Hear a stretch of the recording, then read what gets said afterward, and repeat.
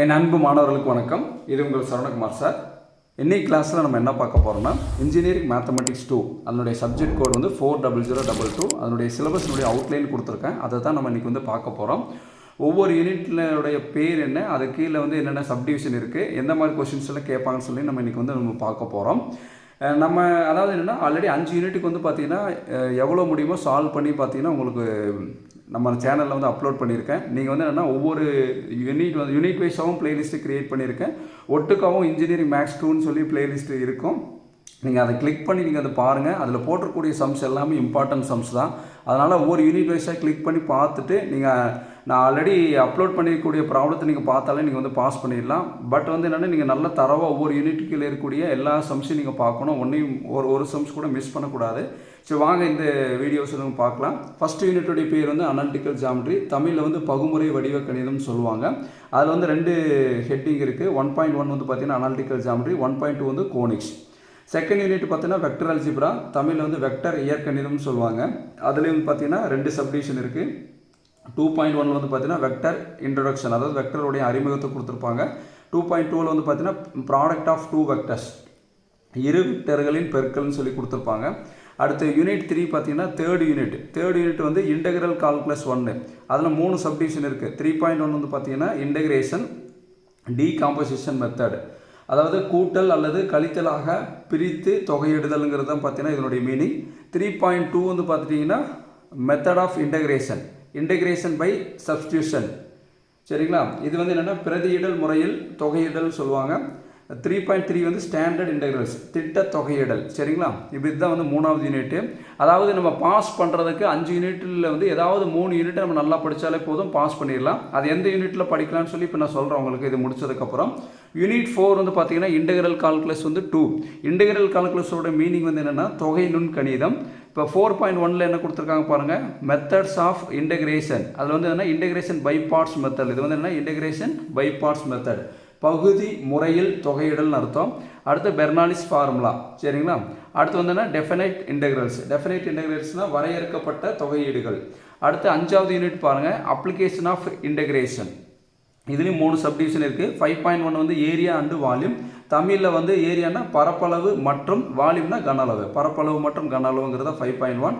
5.2 வந்து பார்த்தீங்கன்னா first order differential equation, முதல் வரிசை வகைக்கெழு சமன்பாடுகள்னு சொல்லுவாங்க. 5.3 வந்து லீனியர் டைப் டிஃபரன்ஷியல் ஈக்குவேஷன், நேரிய வகைக்கெழு சமன்பாடுகள். சரிங்களா, இப்போ இந்த 5 யூனிட் இருக்குது. இந்த 5 யூனிட்டில் எந்த 3 யூனிட் படித்தா பாஸ் பண்ண முடியும்னா உங்களுக்கு எது ஈஸியாக இருக்கோ அது இந்த 3 யூனிட் எடுத்துக்குங்க. பட் நான் ஒரு சஜஷன் என்ன கொடுக்குறேன்னா பாருங்கள், ஃபஸ்ட் யூனிட் வந்து நீங்கள் ஃபுல்லாக படிக்கணும். ஃபஸ்ட் யூனிட், அடுத்து வந்து செகண்ட் யூனிட், அடுத்து 4th யூனிட். இந்த 3 யூனிட்டை நீங்கள் வந்து இருக்கக்கூடிய பிளேலிஸ்ட்டு நான் என்னென்ன சம்ஸ்லாம் போட்டிருக்கணும், அந்த 3 யூனிட்டை பக்காவாக நல்லா நீங்கள் தரவு பண்ணணும். அங்கே பாருங்கள், first unit analytical geometry, second unit vector algebra, 4th unit பார்த்தீங்கன்னா இன்டெகிரல் கால்குலஸ் 2. இந்த 3 யூனிட் நீங்கள் நல்லா தரவாக படிச்சுருந்தீங்கனாலே கண்டிப்பாக வந்து 3 யூனிட்டை ஃபுல்லாக பார்த்துட்டு மீதி 2 யூனிட்டில் கூடிய இம்பார்ட்டன்ஸ் பார்த்துட்டு போனீங்கனாலே கண்டிப்பாக நீங்கள் வந்து பாஸ் பண்ணிடலாம். சரிங்களா, அப்போ அனாலிட்டிக்கல் ஜியாமெட்ரிக்கு வந்து பார்த்தீங்கன்னா ஃபஸ்ட் யூனிட்டுக்கு ஃபுல்லாக வீடியோஸ் போட்டிருப்போம், அதை நீங்கள் பாருங்கள். செகண்ட் யூனிட்டுக்கு வந்து வெக்டர் அல்ஜிப்ராக்கும் போட்டிருப்போம். 4th யூனிட் பாருங்கள், integration by parts and Bernoulli's formula. Sir integration எங்களுக்கு கஷ்டமாக இருக்குது சார், நாங்கள் என்ன சார் பண்ணுறேன்னு கேட்டிங்கன்னா இன்டெகிரேஷன் பை பார்ட்ஸும் பெர்னாலிஸ் ஃபார்முலா மட்டும் நீங்கள் பார்த்துக்கிட்டீங்கனாலே போதும், கண்டிப்பாக வந்து அட்டன் பண்ணிடலாம். ஏன்னா இன்டெகிரேஷன் பை பார்ட்ஸில் தான் அந்த லாக் சம் கொடுத்துருப்போம், அந்த 5 சம்மு. அப்போ பெர்னாலிஸ் ஃபார்முலாவில் பார்த்தீங்கன்னா லாக் தவிர லாக் இல்லாமல் வேறு எந்த சம் வந்தாலும் பெர்னாலிஸ் ஃபார்முலாலும் போடலாம்னு சொல்லியிருப்பார். சரிங்களா, அப்போ இன்டெகிரேஷன் பை பார்ட்ஸும் பெர்னாலிஸ் ஃபார்முலாவும் நல்லா தரவாக பார்த்துக்குங்க. இது வந்து என்னென்னா இது நல்லா தரவாக பார்த்துட்டிங்கன்னா இது ரொம்ப முக்கியமானது, ஈஸியானதும் கூட. சரிங்களா, ஈஸியான மெத்தடில் தான் நான் உங்களுக்கு சால்வ் பண்ணி கொடுத்துருப்பேன். அப்போ 4th unit integration by parts Bernoulli's method பார்த்துருங்க. ஃபஸ்ட் யூனிட் செகண்ட் யூனிட் நல்லா தரவாக படிச்சுருங்க. அப்படி படிச்சிட்டிங்கன்னா அந்த 3 யூனிட் நல்லா தரவாக படிக்கும்போது நம்மளுக்கு என்னென்னா நம்ம ஈஸியாக வந்து பாஸ் பண்ணிடலாம். அடுத்த தேர்ட் யூனிட் பொறுத்தளவு என்னென்னா actually first unit second unit 5th unit பொறுத்தளவு தான் பார்ட் சி கொஸ்டின் வந்து நம்மளுக்கு டைரெக்டாக கேட்பாங்க. ஒரு கொஸ்டின்னா 7 மார்க் அல்லது 8 mark. Third unit 4th unit பொறுத்தளவு நம்மளுக்கு கொஸ்டின்ஸ் எப்படி கேட்பாங்கன்னா பிரித்து தான் நம்மளுக்கு கேட்பாங்க. எப்படின்னா 4+4 அந்த மாதிரி தான் கேட்பாங்க. புரியுதுங்களா, ஒரு 8 மார்க் கொஸ்டினை டைரெக்டாக கேட்க மாட்டாங்க. ஆனால் first unit second unit 5th யூனிட்ல 8 மார்க்னா 8 மார்க், 7 மார்க்னா 7 மார்க் டைரெக்டாக கொடுத்துருவாங்க. இதில் மட்டும் தேர்ட் யூனிட் 4th யூனிட்டில் மட்டும்தான் நம்மளுக்கு என்னென்னா ஒவ்வொரு கொஸ்டினையும் வந்து ஸ்ப்ளிட் பண்ணி நம்மளுக்கு கேட்பாங்க. சரிங்களா, அதெல்லாம் நான் நெக்ஸ்ட் வீடியோவில் வந்து உங்களுக்கு நான் டீட்டெயிலாக சொல்கிறேன். இப்போதைக்கு நான் சொல்ல வேண்டியது என்னென்னா, உங்களுக்கு நீங்கள் மறக்காமல் எனி 3 யூனிட்ஸ், அதாவது அந்த 3 யூனிட் இப்போ நான் சொல்கிறேன் பார்த்தீங்களா, இந்த 3 யூனிட் கூட நீங்கள் படிச்சுக்கலாம். ஃபஸ்ட் யூனிட் ஈஸியாக இருக்கும், கால்குலேட்டர் யூஸ் பண்ணி போட்டுக்கலாம். செகண்ட் யூனிட் கால்குலேட்டர் யூஸ் பண்ணி போட்டுக்கலாம். ஃபோர்த் யூனிட் வந்து பார்த்தீங்கன்னா, இப்போ நான் சொன்ன 3 யூனிட்டுமே பார்த்தீங்கன்னா கால்குலேட்டர் யூஸ் பண்ணலாம். எதுக்குன்னா ஃபஸ்ட் யூனிட் செகண்ட் யூனிட்டுக்கு கம்பல்சரி கால்குலேட்டர் யூஸ் பண்ணிக்கலாம். அனாலிட்டிக்கல் ஜாமெட்ரி வந்து கால்குலேட்டர் யூஸ் பண்ணி போடலாம். வெக்டர் அல்ஜிப்ராவும் கால்குலேட்டர் யூஸ் பண்ணி போடலாம். ஃபோர்த் யூனிட் கால்குலேட்டர் யூஸ் பண்ண முடியாது. ஆனால் பட் ஃபார்முலா ரொம்ப ஈஸி. நம்ம நிறைய தடவை பார்த்துருக்கோம். Integration by parts formula, Bernoulli's formula எழுதி வச்சாலே கூட நம்மளுக்கு என்ன 1 மார்க் கிடைக்கும். சரிங்களா? அப்போ இந்த 2 1 2 4 இந்த 3 யூனிட் நீங்கள் ஃபஸ்ட்டு செலக்ட் பண்ணி இப்போ இருந்து நீங்கள் படிக்க ஆரம்பிச்சிருங்க. அதுக்குள்ளே என்னென்ன சம்ஸ் எல்லாம் போட்டிருக்கோன்னா எல்லா சம்ஸையும் பாருங்கள், தரவாக பாருங்கள், எந்த சம்ஸையும் மிஸ் பண்ணிட வேண்டாம். சரிங்களா? ஏன்னா நம்மளுக்கு ஒரு நாள் தான் இருக்குது. அதனால் கரெக்டாக நான் கொடுத்ததை நீங்கள் கரெக்டாக என்னென்ன வீடியோ போட்டிருக்கோம் அதை நீங்கள் படிச்சிட்டிங்கனாலே போதும், பாஸ் பண்ணிடலாம். இந்த அனாலிட்டிக்கல் ஜாமெட்ரிக்குள்ளே போங்க, என்னென்ன சம்ஸ் எல்லாம் போட்டிருக்கான்னு சொல்லி லைனாக பாருங்கள். அதேமாதிரி வெக்டர் அல்ஜிப்ரா பிளேலிஸ்ட்டை கிளிக் பண்ணி என்னென்ன சம்ஸ் போட்டிருக்கான்னு லைனாக பாருங்கள். அதேமாதிரி தான் இன்டெகிரல் கால்குலஸ் 2. சரிங்களா? அடுத்து வந்து பார்த்தீங்கன்னா 5th யூனிட்டில் வந்து அப்ளிகேஷன் ஆஃப் இன்டெகிரேஷனில் இதெல்லாம் நம்ம பார்த்துட்டோம். இதில் வந்து என்னென்னா இன்டெகிரல் கால்குலஸ் 2 இதுக்கு பார்த்தீங்கன்னா ஸ்டாண்டர்ட் இன்டெகிரல்ஸ்க்கு வந்து வீடியோ போட்டிருப்பேன். 3.1 3.2க்கு நான் வீடியோ போட்டிருக்க மாட்டேன். பட் இந்த ஸ்டாண்டர்ட் இன்டெகிரல்ஸ் போட்டிருக்க வீடியோ மட்டுமாவது நீங்கள் நல்லா பார்த்துங்க. 3.1 வந்து பேசிக்கான இன்டெகிரேஷன் பார்த்துட்டிங்கன்னா கூட போதும். சரிங்களா? டைம் இல்லாத காரணத்தினால நான் இந்த வீடியோ வந்து இது போடல. பட் ஸ்டாண்டர்ட் இன்டெகிரல்ஸ்க்கு ஆல்ரெடி முதலே கொஞ்சம் அப்லோட் பண்ணியிருப்பேன். அதுக்குண்டான வீடியோஸ் வந்து நீங்கள் பார்த்துங்க. சரிங்களா?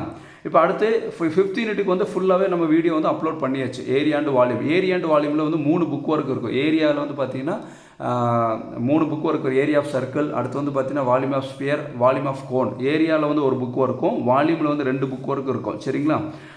நீங்கள் பிளேலிஸ்ட்டில் பார்த்தீங்கன்னா தெரியும். அது 3மே ரொம்ப கம்பல்சரி புக் ஒர்க். அதை நல்லா தரவு பண்ணிக்கோங்க.